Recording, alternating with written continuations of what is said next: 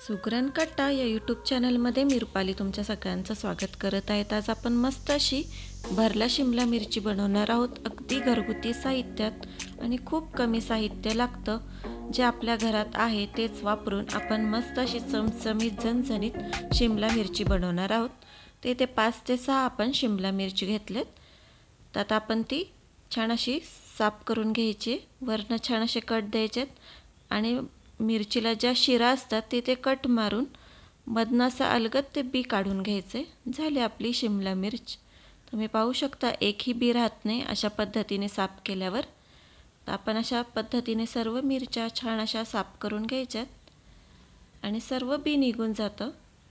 तुम्हाला जर आवडत असेल तर तुम्ही बीही ठेवू शकता आणि तशीच शिमला मिरची भरून करू शकता। साईडनी एक कट दिला आणि त्याच्यामध्ये मसाले भरले तरीही चालतात। तर इथे पाहू शकता ह्या पद्धतीने आपण सर्व मिरची साफ करून घेतली। त्यात आपण मसाला करून घेऊयात। इथे आपण खोबरं बारीक करून घेतलंय आणि त्यात आता हे लसूण आणि थोडीशी कोथिंबीर करून छान असं वाटण करून घ्यायचंय। आता हे पाहू शकता मस्त असं आपलं लसूण खोबऱ्याचं आणि कोथिंबीरीचं वाटण झालंय। तर इथे आपल्याला जेवढं लागते तेवढं आपण इथे काढून घेऊयात आणि त्याचबरोबर शेंगदाण्याचा कूट। इथे मी 3 चमचे शेंगदाण्याचा कूट घेतलाय। त्याचबरोबर लागणारे सर्व मसाले, चवीनुसार मीठ,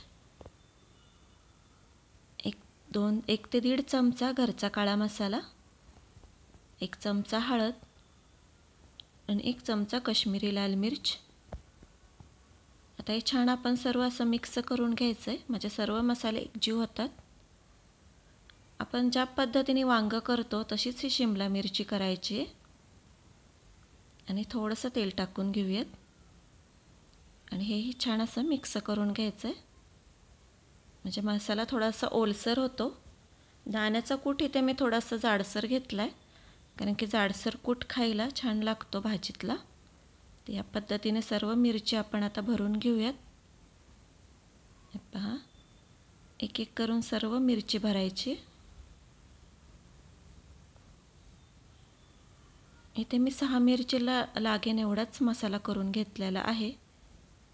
तर इथं आपल्या सर्व मिरच्या अशा भरून झालेल्या आहेत। तर आपण गॅस पेटून कढई ठेवून घेऊयात। 2 ते 3 चमचे आपण तेल घेऊयात आणि की आपल्याला मस्त अशी मसालेदार भरली मिरची करायची आहे।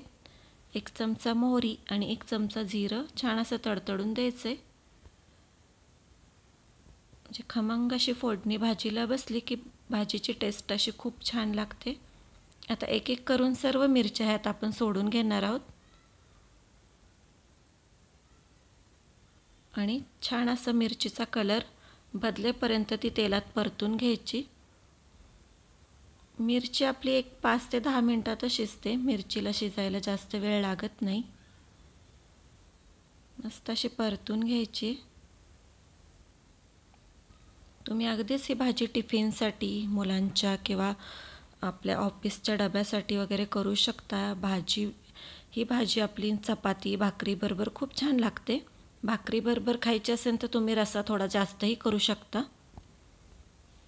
तिथे आपण थोडंसं आता ज्या प्लेटमध्ये मसाला केला होता त्यात पाणी घालून ती हिसळून ह्यात घालून घेऊया आणि वरतून थोडंसं पाणी घालू म्हणजे आपली मिरची त्यामध्ये शिजेल।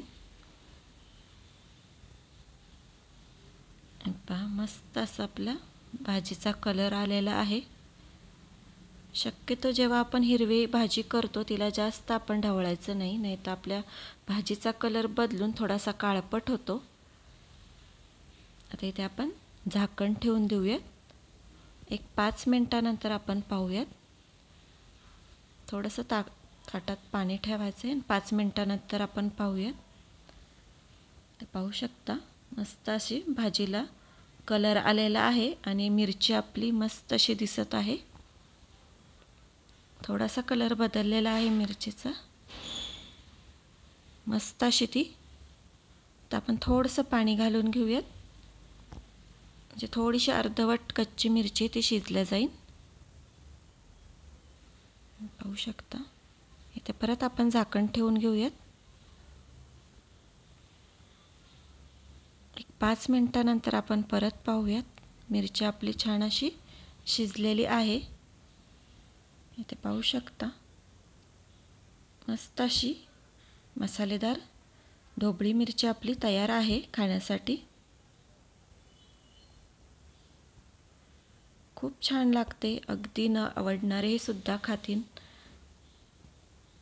आपण ही टिफिनला किंवा अशीही तोंडी लावायला ही भाजी करू शकतो. त्यात आपण एका बाउलमध्ये काढून घेऊयात. पाहू शकता मस्त असा कलर आलेला आहे आपल्या भाजीला. तुम्हाला जर ही रेसिपी आवडली असेल तर चॅनलला लाईक, शेअर आणि सबस्क्राईब करा.